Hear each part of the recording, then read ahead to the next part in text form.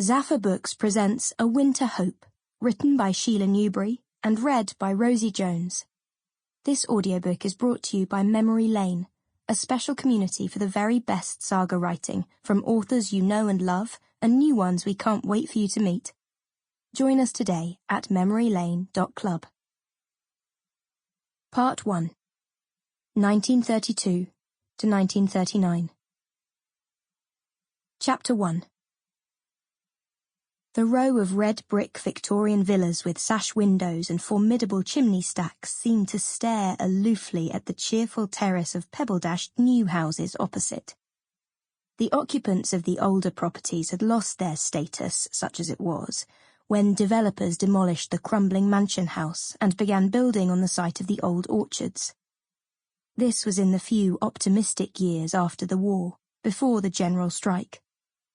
All that remained of what had been almost the last vestige of the pastoral past was a lone apple or pear tree in each small, square back garden.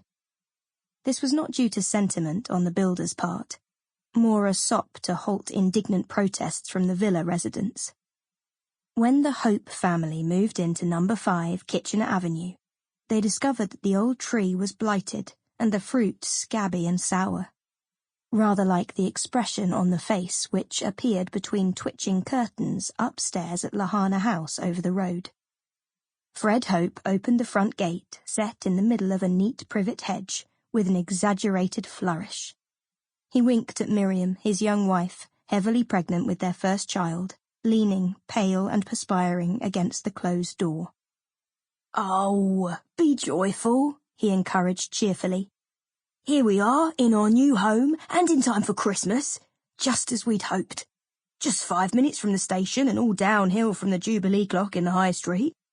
But we're on the up, Mirry. Never mind the mortgage, eh?" "Fred, dear, it's £750. It's 1932 now. It will take 25 years to pay that off." She thought that the proximity to the station and shops was all that had concerned Fred. What had clinched it for her, only she couldn't tell him so, of course, was the palace, with that sure promise of dark, hazy magic within. Miri was a devotee of the pictures. When they were in the poky London flat, she had visited the cinema most afternoons, brushing her hair with eau de cologne afterwards to disguise the telltale lingering smell of smoke. Not that a cigarette had ever passed Miri's lips. However, going to the pictures would soon be a rare treat. For didn't babies take over your lives? They were among the fortunate few.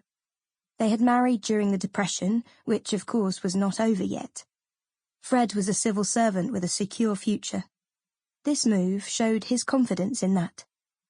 Barbara, Miri's 14-year-old sister, was to live with them. Mum was moving in with her sister and brother-in-law. It made good sense to share living expenses now they were retired. Bar already had a job lined up at the new Woolworths in the High Street.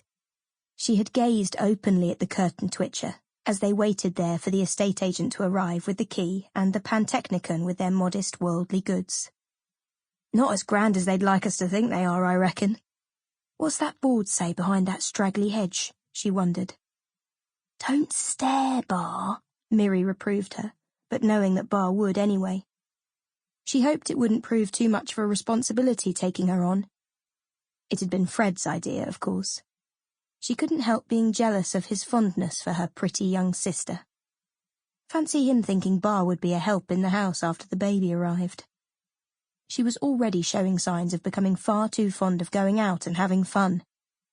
It wasn't fair. Bar had naturally wavy dark hair and a thick bob, green-flecked eyes and deep dimples in her unblemished cheeks.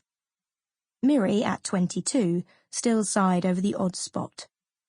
She determinedly twisted pipe cleaners in her fine mousy locks each night, but at the first suspicion of rain, the curls unwound and hung limply. If only she could pluck up the courage to have a permanent wave. But she worried about being literally plugged into the electricity supply. There was a hairdressing salon next door to the palace. You could hardly miss the pungent smell of ammonia mingling with scented setting lotion. Miri hated having to wear glasses, but they were essential. "No one notices I've got nice eyes, too." Sample complete.